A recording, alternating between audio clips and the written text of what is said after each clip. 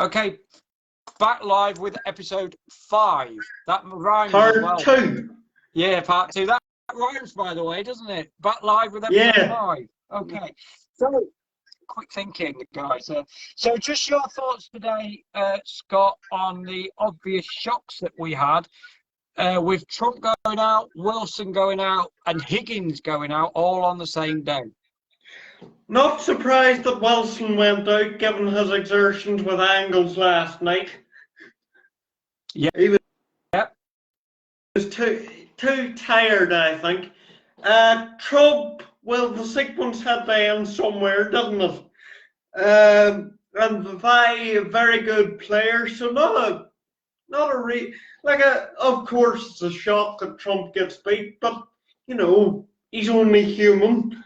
And John 4-3, sad, but nonetheless, you know, he's having better results than he's been having, John, so he can be proud of himself. So who's your pick? Who would say won a trophy? What? 2 years, Scott. John's last trophy was the Welsh Open in 2 years ago. 2018 it was. Yeah, that was his last trophy. Yeah, that's 3 years ago. That's the longest of his career, longest drought of his career now. Yeah, I was thinking that he might win this one because he won the British Open in 2001, didn't win another ranking event, and then won the British Open in 2004. Oh, okay, yes. So you're trying to project that he would win this one. Yeah, but unlikely to happen, I suppose. Okay, so tonight's matches then. We was thinking that Bing Tao might beat Selby. That was Mike's prediction for a shot. Not at all. Not at all. Where's your shocked pick tonight then? Run me through the matches. Okay. Mark Selby against Yang Bingtao. Pang Jianzhu against Stephen Maguire. Pang could do that, you know. I don't agree. Sorry, I don't agree there. But you never know. I would rather you have Pang Jianzhu than me. Jordan Brown could get into the quarterfinals, by the way. He's playing ranking. Well, I put him down there, I think. Yeah. Sean Murphy against Barry Hawkins. No shot. No, well, Barry could do it. Like, you know, Barry does. Did you watch Murphy against Dayton? I did. That 133 break, I was telling Mike because he missed it. He's got to watch it yet, but that was the best break I have seen for a long time. Even better than Selby's maximum attempt. Yeah. It was sublime. The cue ball was on a string. The pace he played it at, the rhythm, the time at the cue action was perfect. Yeah. It was perfect. Well, and all I'm saying is I wouldn't be surprised if Hawkins won. I'm not saying he will, but I wouldn't be surprised if Hawkins won. Fair enough. Okay. Vahey against Mark Williams. Williams, you got to go with Mark there. Yeah, but like I said to Scott, Vahey's going into that with momentum. He's going into it on the up. Yeah.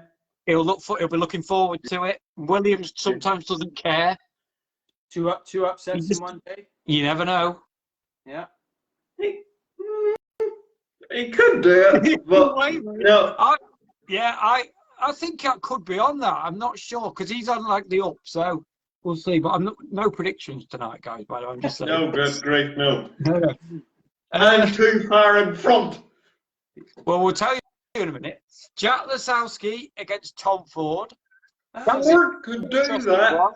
But Ford could do that. You think Ford will beat him? Isn't it? He could. It's an interesting. Has anybody got their head-to-head stats?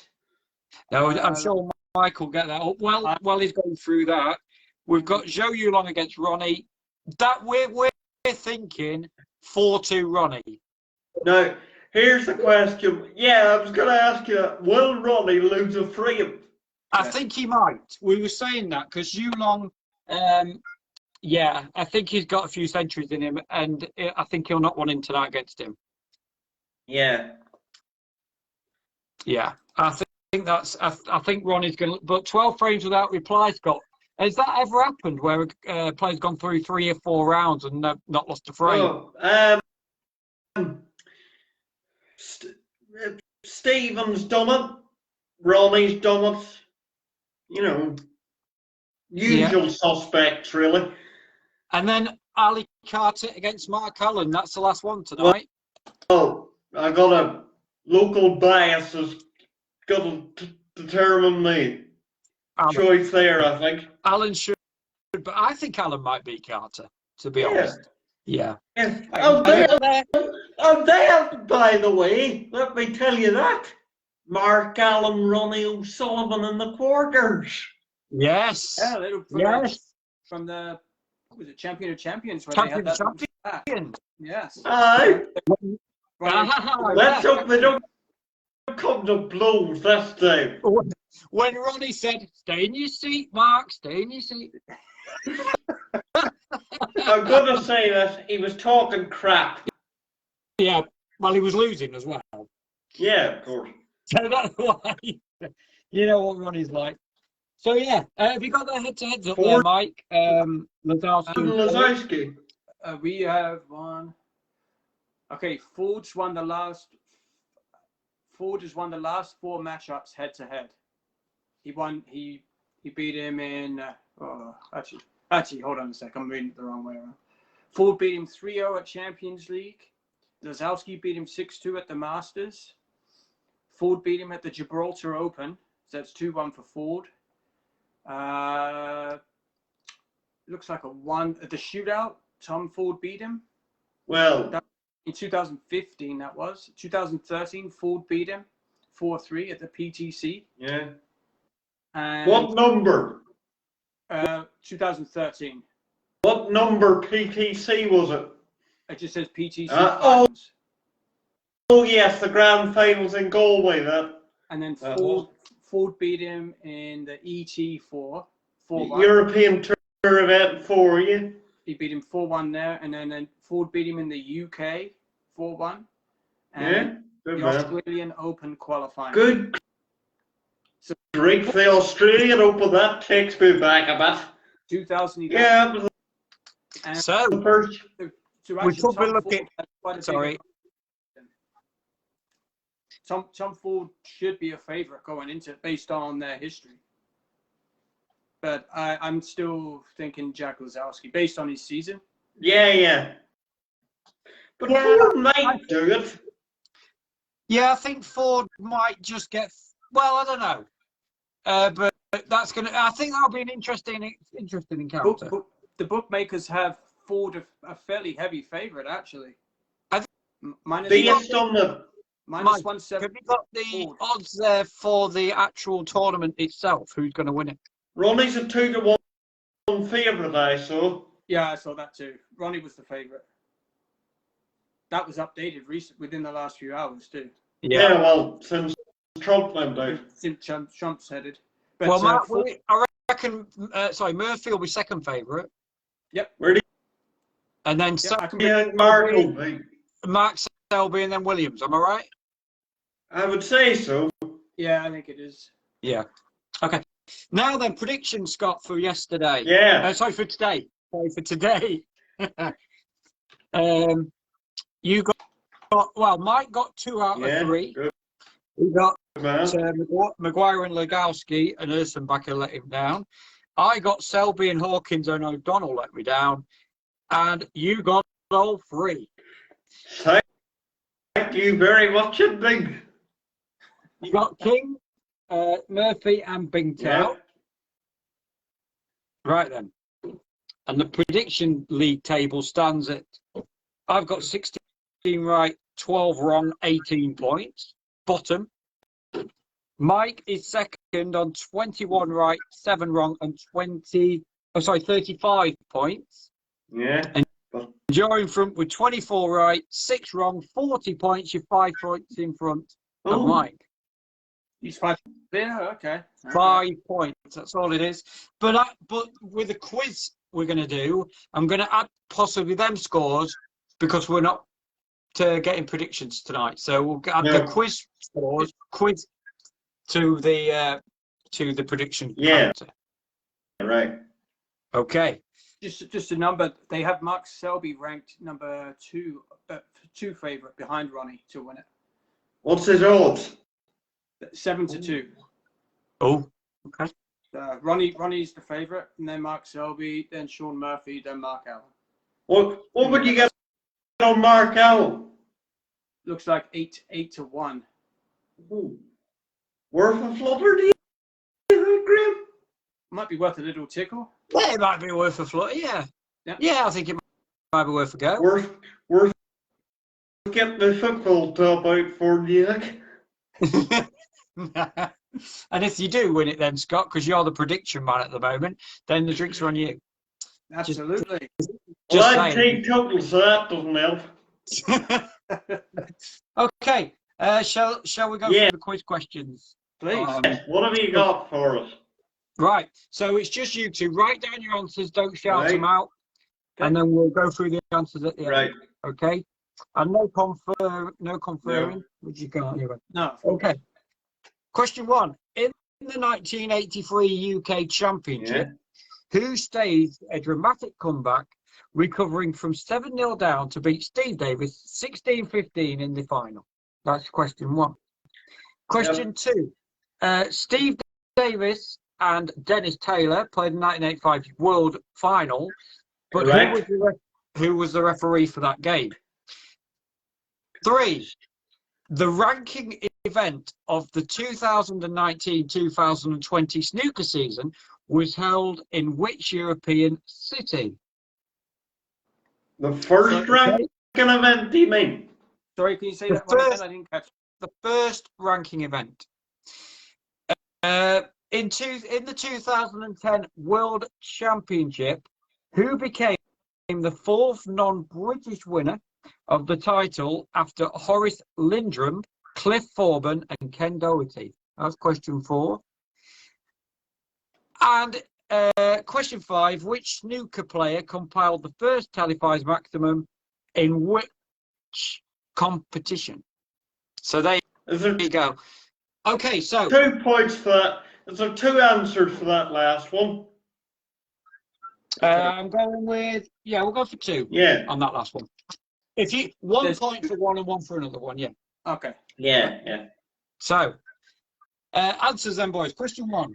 In the 1983 UK Championship, who staged a dramatic comeback, recovering from 7-0 down to beat Steve Davis 16-15 in the final? Mike. Alex Higgins. One of the great finals. One of the great finals. Alex, yes, correct. Yeah. Correct. Yeah, it's 1. That's 2-2. Then 2-2 in points there. Yep. Who was the referee for the 1985 World Championship final? Scott. John Williams. Mike. Jim Thorpe. Scott's No. Correct. Scott's John Williams. Yeah.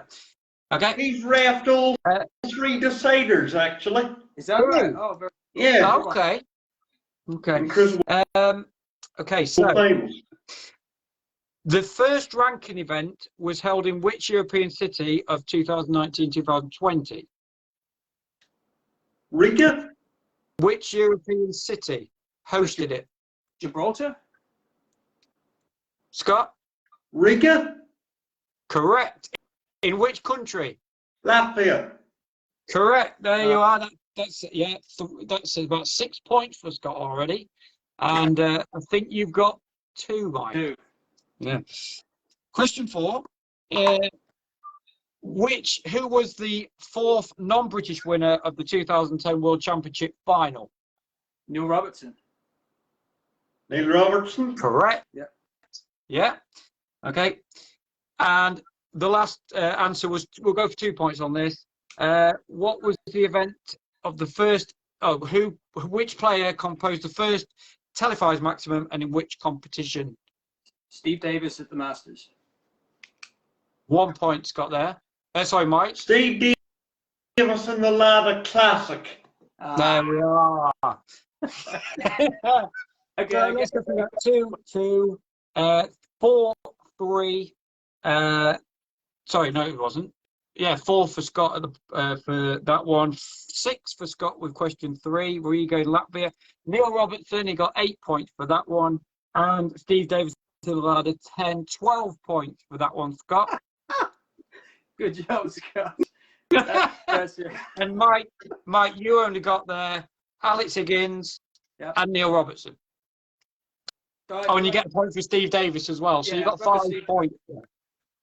Okay, so 5 points? 5. Yep. 5 to Scott's 12. He's caning us. I'm impressed, Scott, I must say. He's an incredible guy. He's incredible. Retains all this information like a sponge. I know. So, yeah, I'm sure Mike can get us both back tomorrow, Scott, with his questions. I'm sure he will. Yes, I will come up with 5 questions to, well, at least test you. I know Scott already knows. Oh, yeah, you'll test me. Yeah, you'll test me. That's for sure. Yes. So, okay, so we'll just review. We've done tonight's matches. So we've got for the quarterfinals tomorrow, guys. A big day at the Welsh Open. Yep. And who's your money on to win it at the moment, Scott? My head's saying Ronnie, but my heart's saying Mark Allen, so we'll go with Ronnie. Mike, where's your head up? My money's on Ronnie, and I like the way Sean Murphy's playing. So it's either one of those two guys. I totally agree with you there, Mike. I totally agree. I think it's either Ronnie or Murphy. Well, you can understand why I'm going for. Exactly. Oh, yeah. I totally agree why you go for him. It'd be an interesting match, Ronnie and Mark Allen in the quarterfinal. I'd be looking forward to that. Let's hope we don't come to blows, though. Yeah. Yeah, that'll be funny, won't it? Now, I was watching that earlier on. I was watching a few compilations during the break of snooker, and there was the confrontations between McGill and Jamie Clark. Now, it happened with Clark in the qualifiers, Scott. Who was he playing? Oh, I think you may have got me there. Oh, boy. Oh. I'm shocked. That's 4 shots today. Get a point for that, Graham. Yeah. Get a point for that. I need them. Yeah, so. What was the answer? Well, they haven't given him best yet. You know what, sorry? Alan McManus? No. Mike, who do you think it was? I have no idea, to be honest. It was Joe Perry. Ah, okay. Yeah. Joe Perry and Clark had a bit of an argument where Perry said to him, "You're in my eye line." And what do we think to that? You know, players standing in the eye lines. Yeah, they should stay in their chair when it's not their turn. Well, stay out of there. Well, I'm like, you may accuse me of local bias here, but I'm on Mark's side with the one at the Champion of Champions. He wasn't doing anything wrong. No. Ronnie was just absolutely not talking rubbish, I think. As usual, sometimes with Ronnie. But he was saying, "Oh, when I played the yellow, you were stood there." He does it with a bit finicky.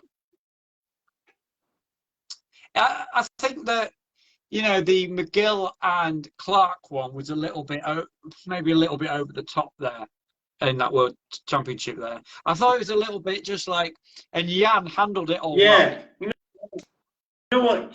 Jan Verhaas is the best referee that's ever walked, I think so.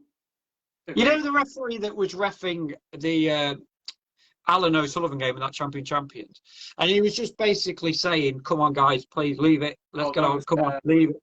And he didn't even try and sort it out. He said, "Come on, let's just leave it." Yeah, Marcel Eckert, that's who it was. Yeah, and he didn't even try and sort it out. I don't think. No, he didn't do a very. No, well. You're not going to change Ronnie's minds, and you're not going to change Mark's minds. There's no point. Yeah, fair enough. Fair enough. But there was another incident I saw with Ronnie. Now, you'll probably remember this. He was playing Neil Robertson at the time, I believe it was. And he asked the black referee to put the black back on the spot. And he said, yeah, you've put it on the spot because I told you about it. And he says, it doesn't go now. You put it on the spot wrong. Do you remember that? Yes, Yeah. That was the Terry Players' Championship final. Yeah. And what do we think to that one, guys? Just a bit of Ronnie playing up again. Aye. Did a bit, yeah. More Ronnie crap. Did you ever see him refereeing? And it was like I never seen. Was it the same referee? Marcel. Him and Terry Camilleri had like a few. Yeah. Camilleri. Yeah. Terry. Actually, since that one you're talking about in the final. Yeah, Ronnie's got the I don't know, he just got this way about him, hasn't he, that comes across wrong, and it just comes across a little bit awkward sometimes. There. Like you don't know how to act or respond to him. I know we were talking about this off air, but that is why I would slightly lean towards Hendry on the greatness, because I agree with you on that point alone. His professionalism was at the top. Second to none. Yeah. Yeah. Absolutely. I mean, would Hendry have walked out? No. He could have. He had many opportunities to at the end of his career there. Anyway. Yeah. I'll tell you one thing. One thing Hendry did have over Ronnie. He would go for the adventurous, dangerous shot like he did against Steve Davis in that final. Yeah. And he also came back in the Masters against Mike Hallett. Mike Hallett. A player. Yeah. Yep. From your neck of the woods, Graham. What, down in Staffordshire, was he? No, he was in Grimsby. Yeah, Lincolnshire, yeah. But interesting fact about that Mike Hallett game. I don't know if you already know. Probably Scott already knows. Yeah. But the interesting fact was that not only did he get beat to Hendry, and he asked for some rope, but his place was robbed. And his place was robbed. Yeah, when he got home, he was burgled. Yeah. Is that? Oh, wow, that's yeah. I'd love to ask Mike Hallett, right? Of the two Masters finals that he played, which was worse? Getting whitewashed 9-0 to Steve Davis in 1988, or losing 9-8 from 8-2 up against Hendry? I think it'd be that one where he had it won almost. 8-2 ahead and you don't win, you don't get the 9th frame. That's got to be more painful. Got to be painful. Well, would Ronnie have come back from that? No. I think Ronnie would have given up. Yeah.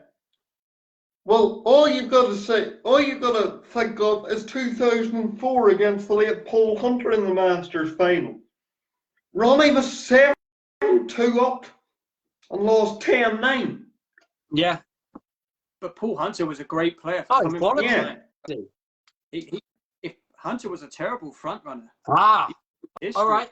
Talking about Masters finals and who was in front. If we put in Alex Higgins like we was talking in the greatness there, he was 8-5 up to Taylor and lost 9-8.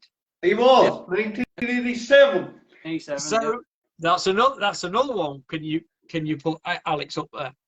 The respot of 1998 as well. That's the first final you remember, isn't it, Graham? Yeah, that's my first recollection of Stephen Hendry and Williams. Yeah, definitely. Oh yeah. Oh yes, the black. Well, because I was only like 14, and then I didn't really get to see much of the Hendry White final in '92. So yeah, that was my first introduction, really. Oh yeah, not bad. Yeah, it was late as well. I think it was a late finish, like 11 or something, half 10 or 11 o'clock at night, which was quite cool back then. I was like 14, watching snooker. It was cool. Oh yeah, everybody goes on about that final, don't they? They miss Stephen Hendry Black when over the middle pocket. Everyone goes on about that. Yeah, I know. And he said the table rolled off, which he probably did. Yeah. Of course it didn't roll. I don't think it rolled off. He didn't hit it properly. He didn't hit it properly. No. I don't think the occasion got to him. I think it was just he said it was a smelly shot playing across 2 slates. Yeah. But I don't know. I don't know. Yeah, it happens. I mean, he still had an illustrious career. You just expect him to make it, but just like the Steve Davis back against Dennis Taylor, I guess, when he overcooked it. Exactly the same thing. Same thing. But they still don't know. Which was worse for Steve Davis? Which was worse for Steve Davis, Taylor or Johnson the following year? I would say Taylor, because he was 8-0 up. Taylor as well. Because he was 8-0 up. He was flying along. He couldn't miss a shot, and then suddenly he fell apart. Yeah, there wasn't a century break in that entire final in 1985. No, there wasn't. But there was a lot of. They had the longest frame of 68 minutes. The last frame. Yeah, which everybody thought, well, this is a wriggle. So 68. I remember watching that match, sitting in my front room. Dennis Taylor actually potted the shot of the championship in that final. Yeah, with the brown. A brown. What a brown that was. Incredible. I said that. Brown. I said that to Scott. What's the best shot you've ever seen? He had Alex's blue against Jimmy, and that was a tremendous shot too. But mine was the Dennis Brown. Like, have you ever seen that amount of spin on a ball? As Alex got that blue. On the blue. Fantastic shot. I thought we were talking about the Dennis Brown then. No, but how did Alex get so much spin on the ball? Just incredible cue power. Like you can see with Murphy now and Trump. He had that. He sort of invented that as well as Jimmy White. He invented that. I'll say this, Scott, though. That break of 69 to win that. Unbelievable. The best ever. Yeah. Well, it's in one way it's the best, but another way you could also say it's one of the worst because, you know, in terms of if you're sitting a youngster down to learn how to play positional play, you wouldn't teach them like that. No, that's right. But that Scott was it was strange circumstances. He wasn't normal. So of course it wasn't. But he made amazing pots in that break. But I know what you're saying.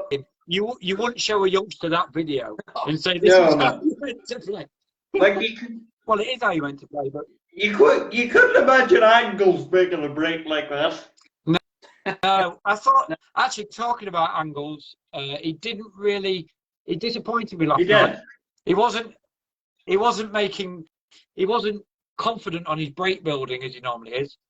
No, but he's still a wily old fox, yeah. Oh, he is. He is. I do like McManus, I really do, and I'd like to see him win another event somewhere along the line. But have you ever met a man that knows more about the technical nuances of the game? No. His tactical play is brilliant. No, but even his commentary, the way comments on players' techniques and absolutely. It's like Taylor as well. It's so Taylor as well, yeah. Yep. It's so detailed. No, but do you know who the best commentary combination is? McManus and Clive. Oh, yes. Yeah. Yes. Because that's pretty good. You've got a statistical genius in Clive who can just remember things like. Well, Phil Yates does that though as well. Pity about Clive being over 80, he wouldn't have to shield.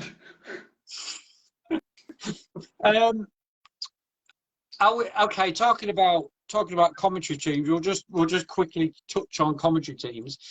Now, Joe Perry and Rod Walker are terrible. And no disrespect to them, but their commentary is terrible. And to say Joe Perry plays the game, it's just not up to standard in my view. And Rod Walker, all Rod Walker does is take you back through the past.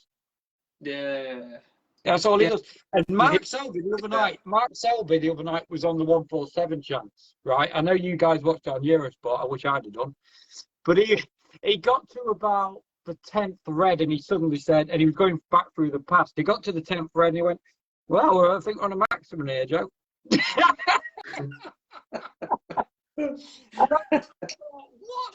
This is like the 10th red. What are you on about?